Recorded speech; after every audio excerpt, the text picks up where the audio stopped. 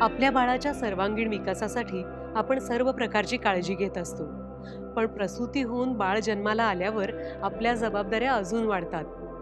कधी-कधी काही समस्यांवर काय निर्णय घ्यावा कळत नाही. अशाच काही समस्यांबद्दल मी तुमच्याशी आज बोलणार आहे. बाळाच्या विकासाच्या एकेका टप्प्यावर आईचं बारीक लक्ष असणं खूप महत्वाचं आहे.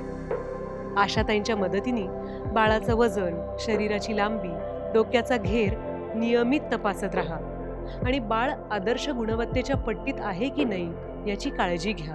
आदर्श गुणवत्तेचा तक्ता बाळाच्या आरोग्यदायी जडणघडणीसाठी बनवलाय. तो बाळाच्या आवश्यक पालन पोषणाबद्दल मार्गदर्शन करतो.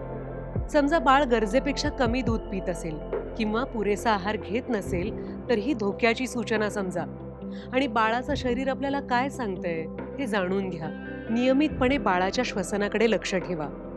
जर बाळाच्या श्वसनाचा वेग वाढला असेल, श्वास घेत असताना घरघर किंवा बाळ रेकल्यासारखा आवाज करत असेल किंवा बरगड्यांच्या स्नायूंमुळे छातीत श्वास घ्यायला बाळाला अडचण होत असेल तर बाळाला फुफ्फुसांचं संक्रमण म्हणजेच न्यूमोनिया हा जीवघेणा आजार असू शकतो. अशी कुठलीही लक्षणं दिसली तर लगेच आशाताईंशी आणि डॉक्टरांशी संपर्क साधून उपचार सुरू करा. बाळाच्या बोटांपाशी किंवा ओठांवरला त्वचेचा रंग निळा झाला असेल तर बाळाच्या हृदयात काहीतरी अडचण आहे हे समजून घ्या. बाळाच्या डोक्यावर टेंगूळ किंवा त्यासारखं काहीतरी आढळलं किंवा बाळ शांत असताना त्या भागात काहीतरी विचित्र बदल दिसले तर पुन्हा आशाताईंशी किंवा डॉक्टरांशी संपर्क साधा आणि लगेच त्यांचा सल्ला घ्या. बाळाचे ओठ किंवा डोळे कोरडे होणं, शू न होणं, त्वचेची लवचिकता संपणं ही पाण्याची कमतरता म्हणजे डिहायड्रेशनची लक्षणं आहेत.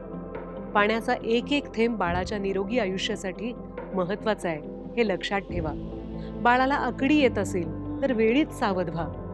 मैत्रिणींनो, हे सगळं समजून घ्या. घाबरून न जाता जागृत राहून बाळाची देखभाल करण्यासाठी सज्ज व्हा, दक्ष राहा. आपल्या आशाताई सदैव आपल्या पाठीशी आहेत हे लक्षात ठेवा. या सगळ्या माहितीमुळे तुमच्या बाळाचं संगोपन करण्यात तुम्हाला मदत होईल हीच आमची इच्छा आहे.